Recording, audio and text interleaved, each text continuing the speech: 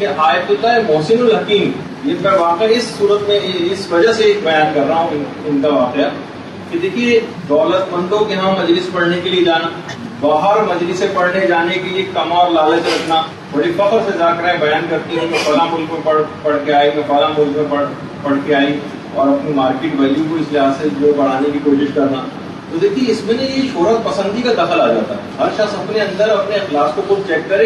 اس میں یہ نہیں کہ آپ مجھ پہ ناراض ہونے لگے، دیکھیں کہ ہو سکتا ہے بعض اوقات تو کہیں گے کہ اچھا یہ شاید مجھے پوائنٹ آؤٹ کیا جا رہا ہے. نہیں، میں عمومی بات کر رہا ہوں، خود میرے اپنے لیے بھی ہے، آپ لوگوں کے لیے بھی، لیکن یہ آپ کو نہیں بتائی گئی تو یہ چیزیں آپ میں پیدا ہو جائیں گی. پہلی کلاس میں ہم بیان کر سکتے ہیں، اس کے بعد تو مختلف موضوعات کے تحت گفتگو شروع ہو جائے گی، تو پھر ہو سکتا ہے یہ باتیں نہ ہوں.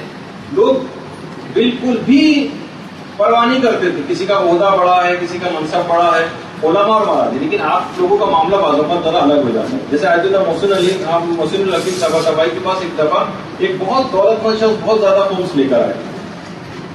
انہوں نے بالکل اس کے پیسے کو نظر انداز کر دیا اور فوراً کہا تم نے داڑھی کیوں مونڈی ہوئی؟ تمہیں پتہ نہیں کہ داڑھی مونڈنا حرام ہے. امام خمینی کے مطالعے میں ملتا ہے کچھ اسی طریقے سے آیا تھا اور بہت اس نے اس کا اظہار کیا تھا کہ دیکھیے میں اتنا پیسہ لایا ہوں، اس سے آپ جو ہے نا بڑا چیز اس کو پت کر سکتے ہیں، بڑا اپنا احسان جتایا. انہوں نے عصا کی جو چھڑی رکھی ہوئی تھی وہ اس سے اس بیگ کو اور پیچھے کر دیا، کہا کہ اس کو اٹھا کر لے جاؤ، تو تم اپنی ذمہ داری میرے کندھے کے اوپر ڈال دو، پھر احسان بھی جتا رہے ہو. تو بعض اوقات لیکن ایک بات اور یہ بات یاد رکھ لیں کہ بہرحال یہ علماء اور مراجع بھی تو بہت ساری چیزیں اچھی لگتی ہیں. بہت سی خواتین جب اسی قسم کی باتیں سن لیتی ہیں تو وہ مختلف گھروں میں جا کے حکمت اور مصلحت سے کام نہیں لیتی.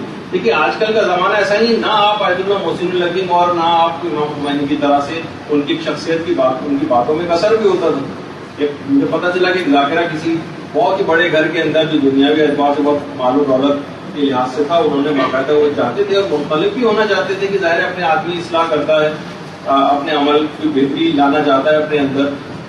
تو انہوں نے ان کو بلایا ان کی تبلیغی مجلسوں کی وجہ سے. انہوں نے جا کر پوری مجلس بڑے گھر کی مذمت کے اوپر پہنچی. اچھا اب کیا ہوا اس سے؟ بہرحال میزبان کی سکھی ہوئی. وہ ایسا لگا جیسے مجسم شیطان ہے شاخ، اور یہ جو اسراف کے اندر پیسے خرچ کر رہے ہیں، اور وہ مبذرین اور وہ جو ہے وہ شیطانوں کے بھائی ہیں، اور یہ وہ کیا کیا کچھ کہا. اب جو ایک لحاظ سے وہاں پہ سارے انقلاب کوئی ہونے بھی تھے نمودار اس گھر کے اندر تبدیلی کے، وہ اچانک سے وہ ریجیڈیٹی ان کے اندر آ گئی. تو یہ بات یاد رکھ لیجیے کہ بہرحال اس طرح سے آپ کو تبلیغ کے اندر حکمت اور مصلحت پسندی سے جو ہے وہ کام لینا پڑے گا، مصلحت شناسی کرنی پڑے گی.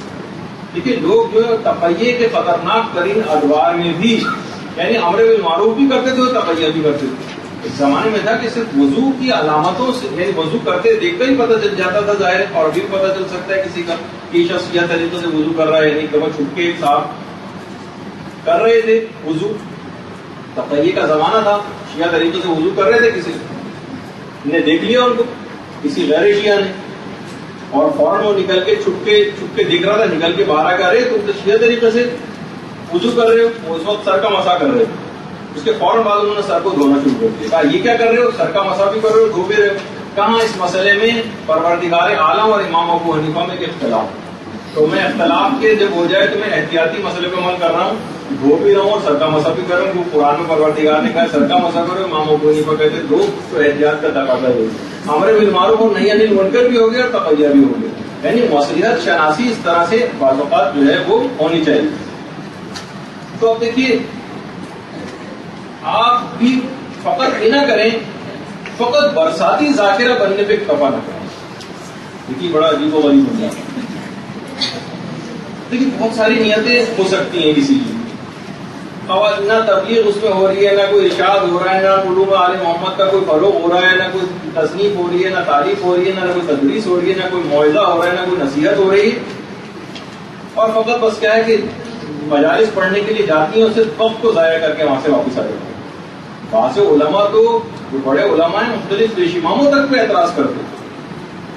کسی سے کہہ رہے ہیں کہ فقط نماز پڑھانے پر اکتفا کرتے ہیں. جیسے آپ فقط ذاکری کے اوپر اکتفا کر لیتے، دو چار ادھر ادھر کے واقعات سنائے اس کے اندر، اور بس کوئی جو رٹی رٹائی ہر جگہ پڑ دی.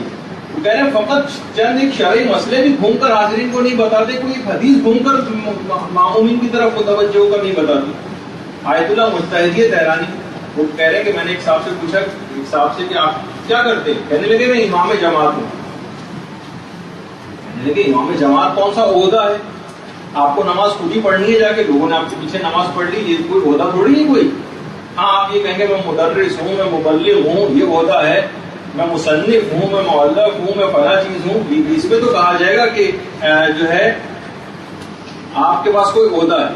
لیکن میں پیشیما ہوں، یہ کوئی عہدہ نہیں. تو آپ کو خود ہی اپنی نماز پڑھنی تھی اور لوگوں نے آپ کے پیچھے کھڑے ہو کے نماز پڑھ لی. کہنے لگے کہ آپ کبھی ایسا کریں گے کہ جو پیچھے جو کھڑے ہوئے حاضرین ان سے پوچھیں آپ جا کے آپ کیا کرتے ہیں، وہ کہیں میں معموم ہوں، میں پیچھے نماز پڑھنے والا ہوں. تو عہدہ تھوڑی پیچھے نماز پڑھنے والا، جب تک کہ آپ اس کے اندر کوئی تبلیغی کام نہیں کریں. برحمتك يا أرحم الراحمين وصلى الله على محمد وآله الطاهرين.